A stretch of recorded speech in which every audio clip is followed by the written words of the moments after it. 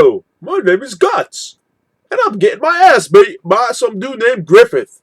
Anyway, guys, this is my review for Chapter 13, I believe it is, of Berserk, Part 5 of the Golden Age arc. Uh, if you remember, in the last review, in the last chapter, Guts passes out from blood loss after getting stabbed by Griffith. This chapter starts off on a dark note. Basically, there's a huge dude chasing after young Guts. Guts is like having a nightmare, and immediately I'm like, yo, this is Donovan. In this nightmare, I'm really glad Kentaro Miura put this in here, because honestly, it has a lot of symbolism. It shows us what's going through Guts' head still, ever since that rape and the death of Gambino. There's a lot of symbolism in this nightmare. The big silhouette chasing Guts is Donovan, obviously, and we see that at one point, basically showing that Guts cannot get away from his nightmares, cannot get away from the pain and the fear and being violated from that day, from that event. And as he's running, he's cutting. He can't hurt him, and that just proves what I said even more. That basically, he can do nothing to get away from his feelings and his fear and everything that happened on that dreaded day. As he continues to run, he sees Gambino, and he calls out for Gambino's help. And Gambino says, "Are you dumb? Can't you see what's in your hand? You got my leg in your hand." That right there is a symbolism of him actually accepting and believing that he is the cause of Gambino losing his leg. He's holding Gambino's leg, okay? Meaning he took it. At least that's what I gathered from it. And then it shows Gambino with his neck sliced. He's like, you killed me. Remember, I'm dead. I'm long gone. And it hurt even to death. And then that dog is there. And he goes, and why should we help the one that caused all this? Right, Shizu? And it's the woman that rescued Guts as a baby in dog form. And that right there shows me that it's Guts believing that Gambino was treating her like an animal. No different than the dog that he owned. That's what he was to him, a piece of property. And then he wakes up. He's thinking to himself, don't touch me, don't touch me. Black eyes. And we find out after he leaves the tent, Casca walks over, punches him in his wound, and says, "I wish you would have died after Griffith took care of you."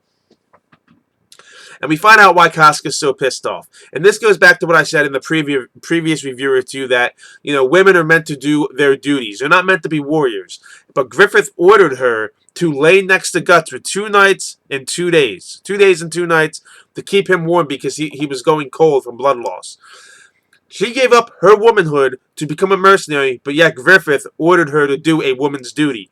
That pissed her off to no end, and I can understand why. She doesn't want to do the typical women's duties. She gave up that long time ago to become a mercenary, and a damn good mercenary, because she's better than most of the mercenaries there besides Griffith.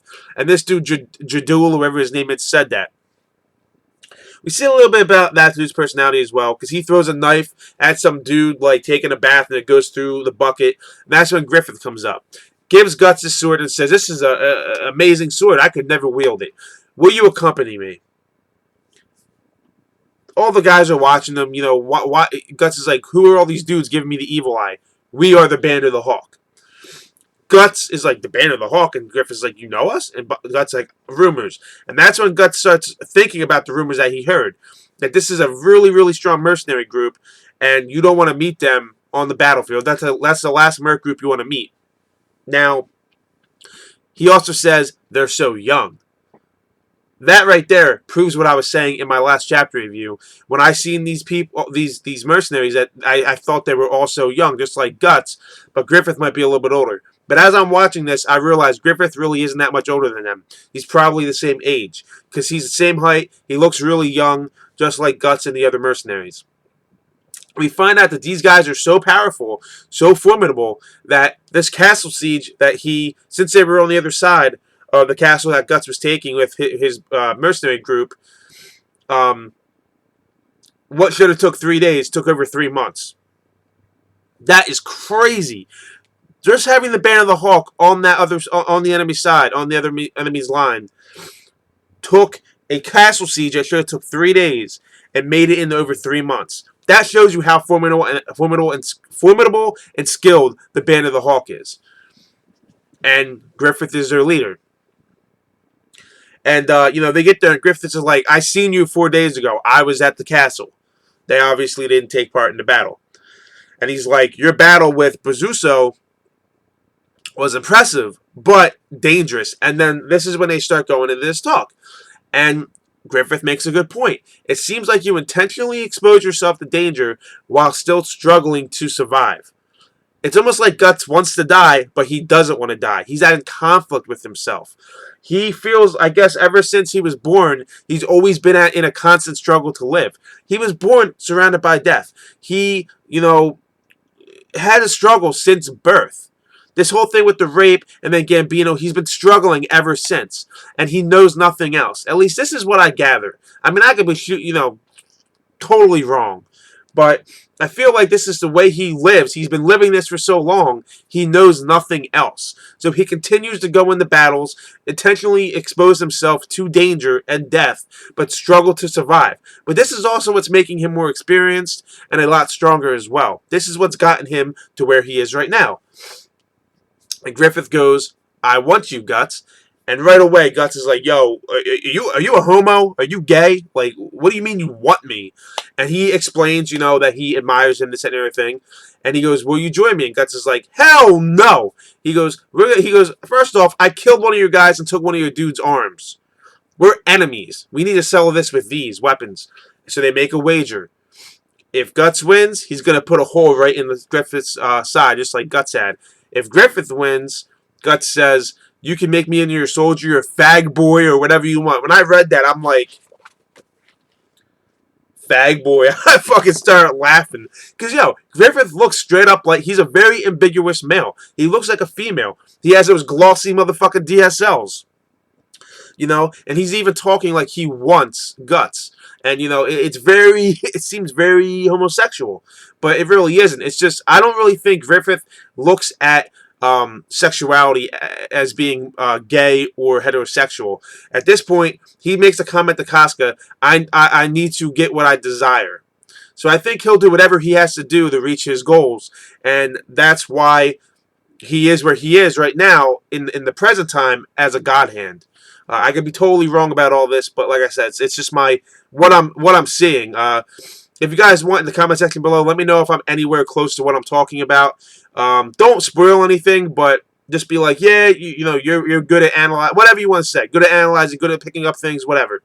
But that's just what I'm seeing right here. So the battle with Guts and Griffith begins, and I really enjoyed this a little bit more than the other battles because you could actually follow it a lot more easily. It was very fluid. You could see who missed, you could see who connected, and Guts was getting beat. Griffith was like blocking all of Guts' attacks, parrying all of Guts' attacks with his big sword, and Guts is even like, I'm pretty sure I can cut through solid steel, but this dude with that narrow blade is parrying all my attacks with even just his one hand, his one arm, showing how skilled Griffith is. Takes finesse and balance and skill to do that. So Guts is getting fucked up, and Guts, at all costs, wants to win. Throws some sand up in the Griffith's face. The other mercenaries look, that's dirty. But yo, Griffith jumps up and lands on the top of Guts' sword, causing the tip of it to vertically go down into the ground. And Griffith's sword, his rapier, is at Guts' neck.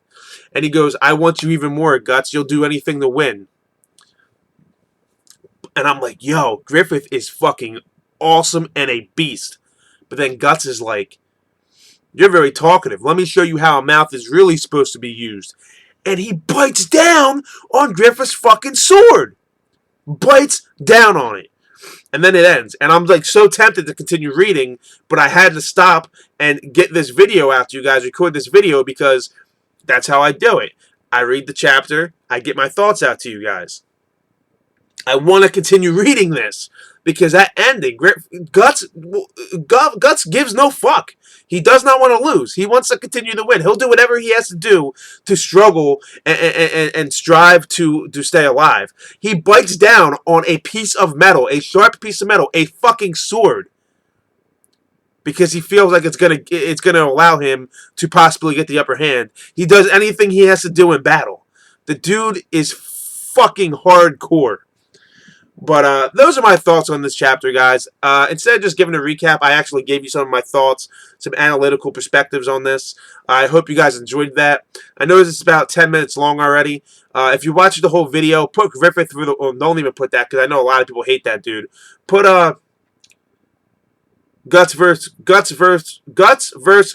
for the win, I guess. I guess that's fine. And then leave some comments about my thoughts on this if you want to talk about this, if I was right on anything I was predicting and theorizing. If you feel I deserve it, hit the like button. If you want to support me 100%, please do not use ad blocker when you watch my videos. And if you're a new viewer, subscribe to the channel, guys. This has been my review for Berserk, Chapter 13. I believe it's Chapter 13. Yes, Chapter 13, entitled The Golden Age, Part 5. I hope you guys enjoyed it. Thank you for watching, and I'll catch you in the next Berserk review.